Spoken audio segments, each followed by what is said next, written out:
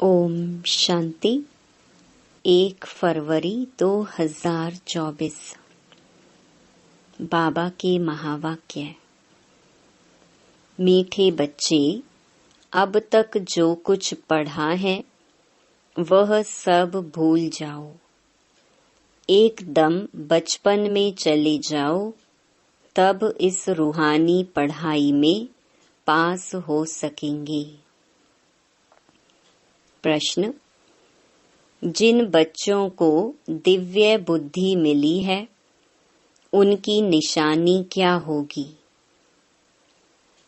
उत्तर: वे बच्चे इस पुरानी दुनिया को इन आँखों से देखते हुए भी नहीं देखेंगे।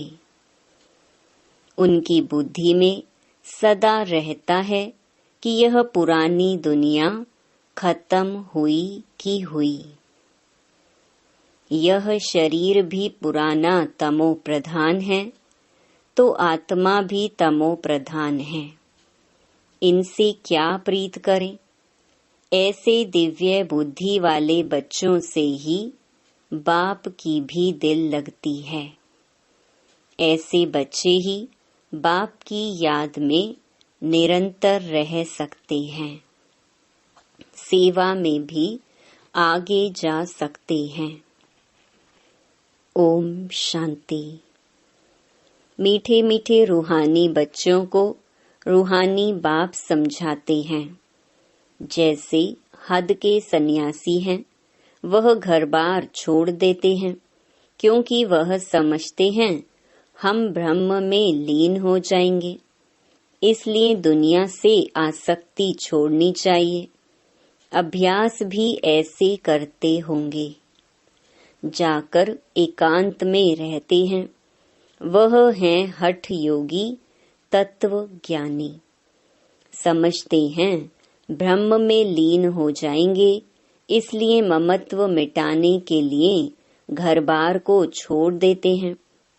वैराग्य आ जाता है, परंतु फट से ममत्व नहीं मिटता। स्त्री बच्चे आदि याद आते रहते हैं। यहाँ तो तुमको ज्ञान की बुद्धि से सब कुछ भुलाना होता है। कोई भी चीज जल्दी नहीं भूलती। अभी तुम यह बेहद का सन्यास करते हो। याद तो सब सन्यासियों को भी रहती है, परंतु बुद्धि से समझते हैं हमको ब्रह्म में लीन होना है, इसलिए हमको देहभान नहीं रखना है। वह है हठ योग मार्ग। समझते हैं हम यह शरीर छोड़ ब्रह्म में लीन हो जाएंगे। उनको यह पता ही नहीं कि हम शांति धाम में कैसे जा सकते। तुम अब जानते हो हमको अपने घर जाना है। जैसे विलायत से आते हैं तो समझते हैं हमको बॉम्बे जाना है वाया। अभी तुम बच्चों को भी पक्का निश्चय है। बहुत कहते हैं इनकी पवित्रता अच्छी है, ज्ञान अच्छा है, संस्था अच्छी है, माताएं मेहनत अच्छी करती हैं, क्योंकि अथक हो समझाती हैं, अपना तन मन धन लगाती हैं, इसलिए अच्छी लगती हैं। परंतु हम भी ऐसा अभ्यास करें, यह ख्याल में नहीं आएगा।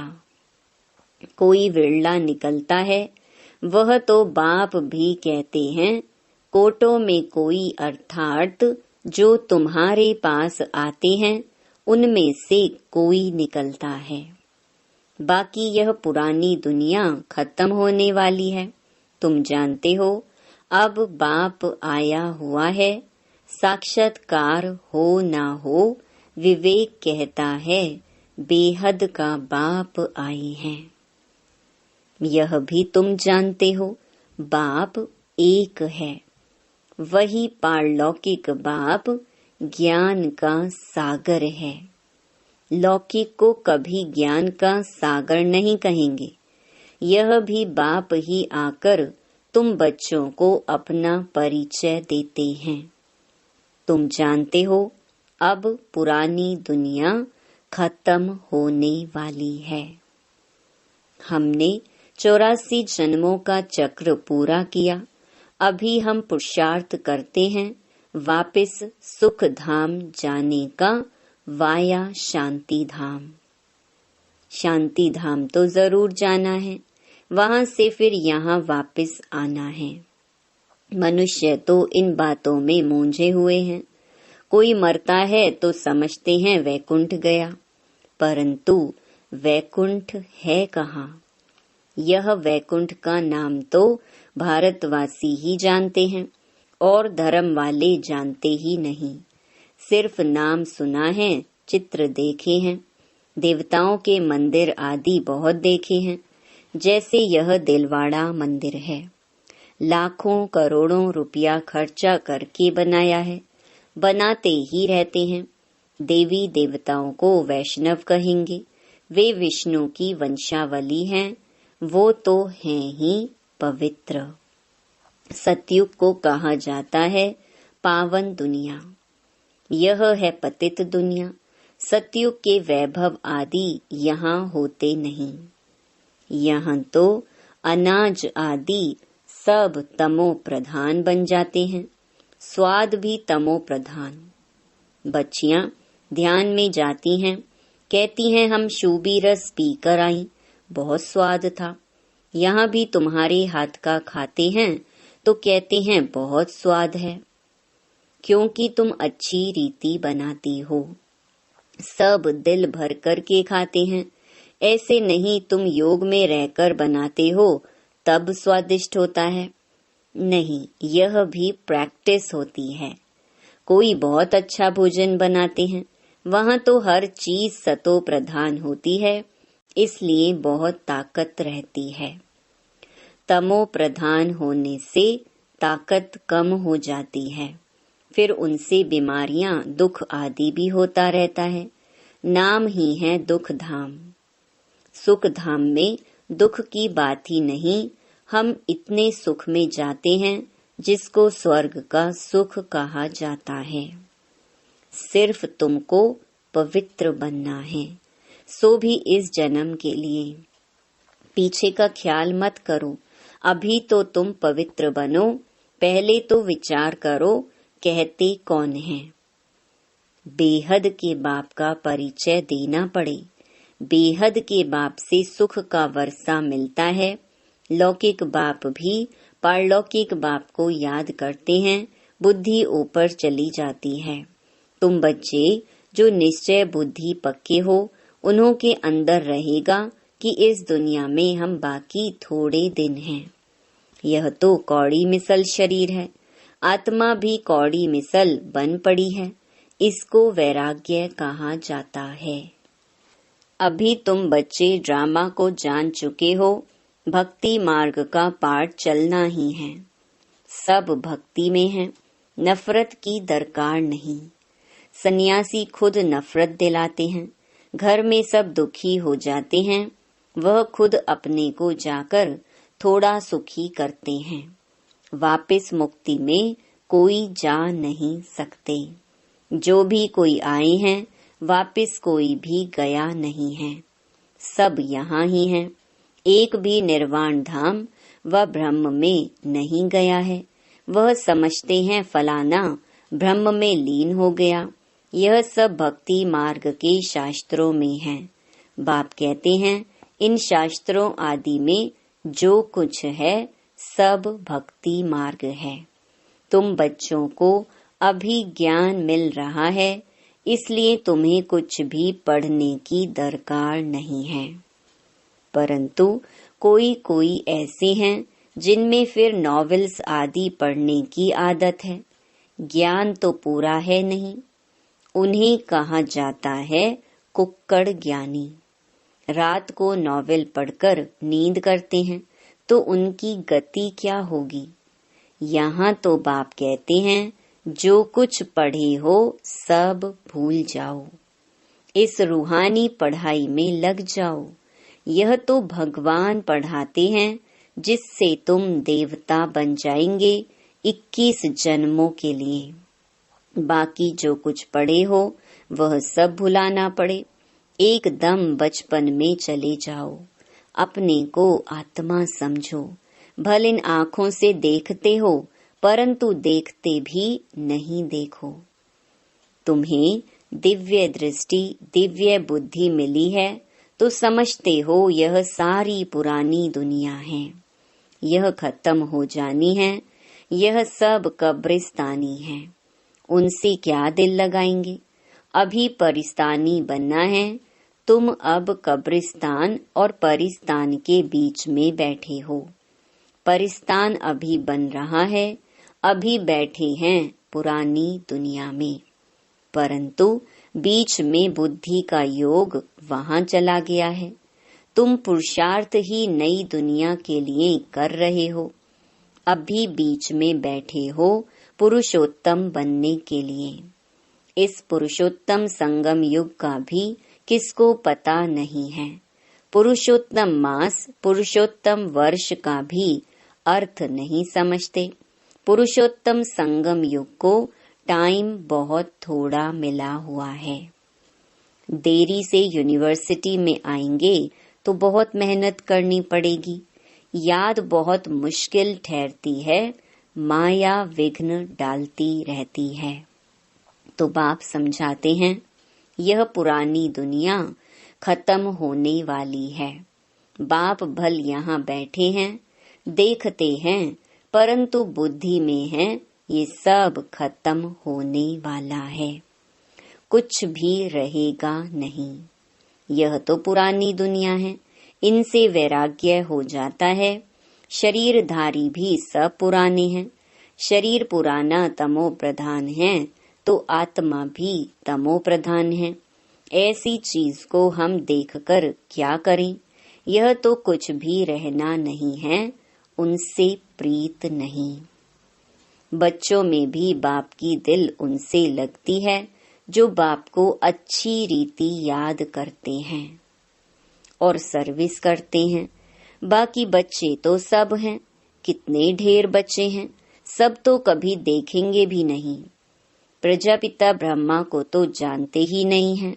प्रजापिता ब्रह्मा का नाम तो सुना है, परंतु उनसे क्या मिलता है यह कुछ भी पता नहीं है। ब्रह्मा का मंदिर है, दाढ़ी वाला दिखाया है, परंतु उनको कोई याद नहीं करता है, क्योंकि उनसे वर्षा मिलना नहीं है। आत्माओं को वर्षा मिलता है, एक लौकिक बाप से, दूसरा पारलौकिक बाप से। प्रजापिता ब्रह्मा को तो कोई जानते ही नहीं। यह है वंडरफुल। बाप होकर वर्षा ना दे तो अलौकिक ठहराना। वर्षा होता ही है हद का और बेहद का, बीच में वर्षा होता नहीं। भल प्रजापिता कहते हैं, परंतु वर्षा कुछ भी नहीं। इस अलौकिक बाप को भी वर्षा पारलौकिक से मिलता है, तो यह फिर देंगे कैसे? पारलौकिक बाप इनके थ्रू देता है। यह है रथ। इनको क्या याद करना है? इनको खुद भी उस बाप को याद करना पड़ता है।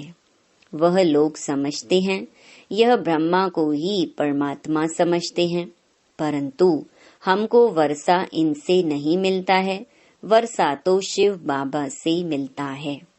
यह तो बीच में दलाल रूप है, यह भी हमारे जैसा स्टूडेंट है। डरने की कोई बात नहीं। बाप कहते हैं, इस समय सारी दुनिया तमो प्रधान है, तुमको योग बल से सतो प्रधान बनना है। लौकिक बाप से हद का वर्षा मिलता है, तुमको अब बुद्धि लगानी है बेहद में। बाप कहते हैं, सिवाय बाप से और किससे भी कुछ मिलना नहीं है। फिर भल देवताएं क्यों ना हो, इस समय तो सब तमो प्रधान है। लौकिक बाप से वर्षा तो मिलता ही है, बाकी इन लक्ष्मी नारायण से तुम क्या चाहते हो? वह लोग तो समझते हैं यह अमर हैं, कभी मरते नहीं हैं, तमो प्रधान बनते नहीं हैं। लेकिन तुम जानते हो जो सतो प्रधान थे वही तमो प्रधान में आते हैं। श्री कृष्ण को लक्ष्मी नारायण से भी ऊंच समझते हैं, क्योंकि वे फिर भी शादी किए हुए हैं। श्री कृष्ण तो जन्म से ही पवित्र है, इसीलिए श्री कृष्ण की बहुत महिमा है। झूला भी श्री कृष्ण को झुलाते हैं, जयंती भी श्री कृष्ण की मनाते हैं। लक्ष्मी नारायण की क्यों नहीं मनाते हैं? ज्ञान न होने के कारण श्री कृष्ण को द्वापर में ले गए हैं।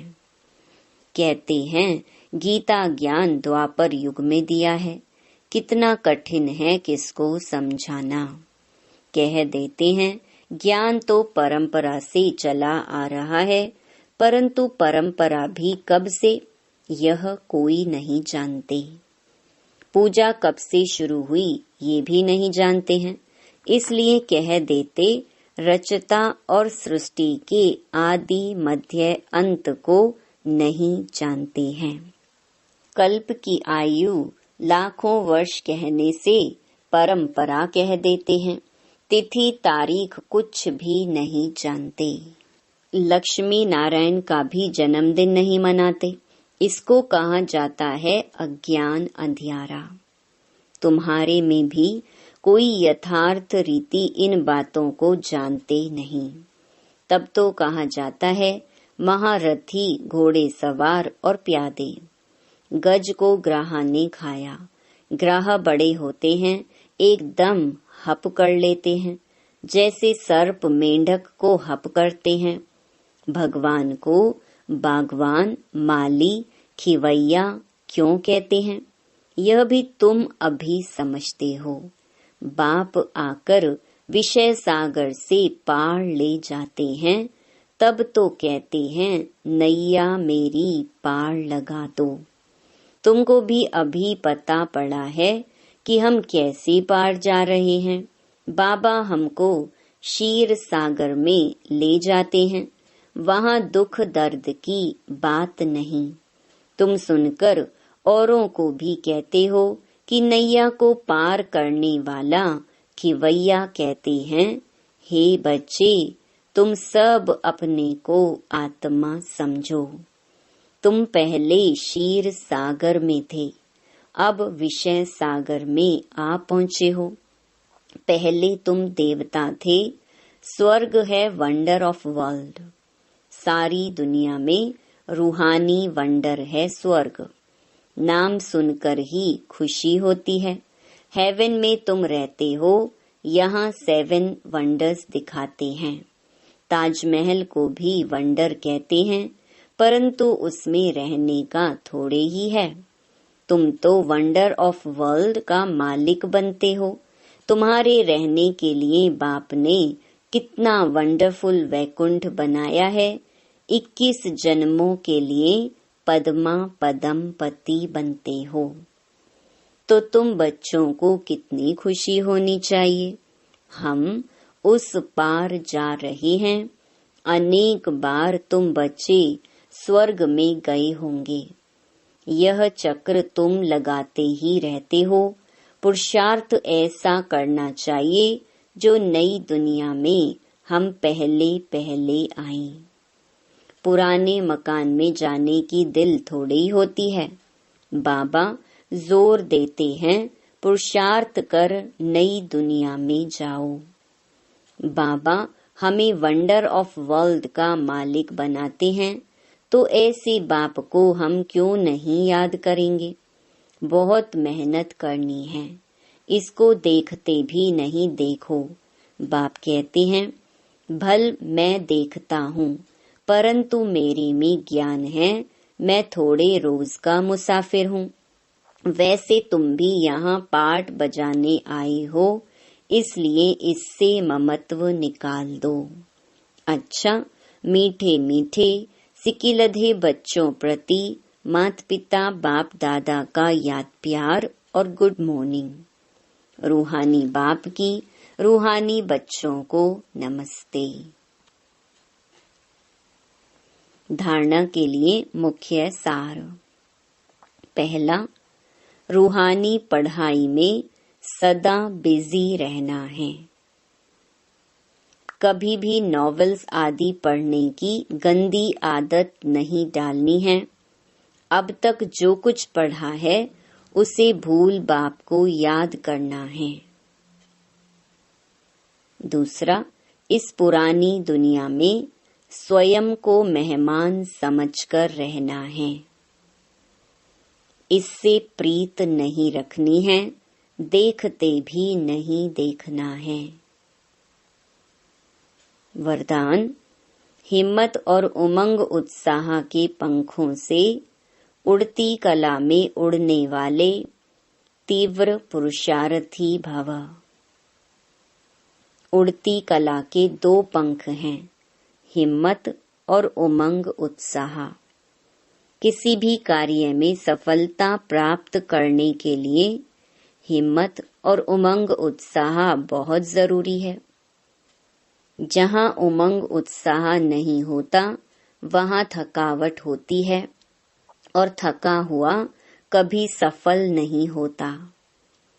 वर्तमान समय के अनुसार उड़ती कला के सिवाय मंजिल पर पहुंच नहीं सकते, क्योंकि पुरुषार्थ 1 जन्म का और प्राप्ति 21 जन्म के लिए ही नहीं, सारे कल्प की है। तो जब समय की पहचान स्मृति में रहती है तो पुरुषार्थ स्वतः तीव्र गति का हो जाता है। स्लोगन, सर्व की मनोकामनाएं पूर्ण करने वाले ही कामधेनु हैं। ओम शांति।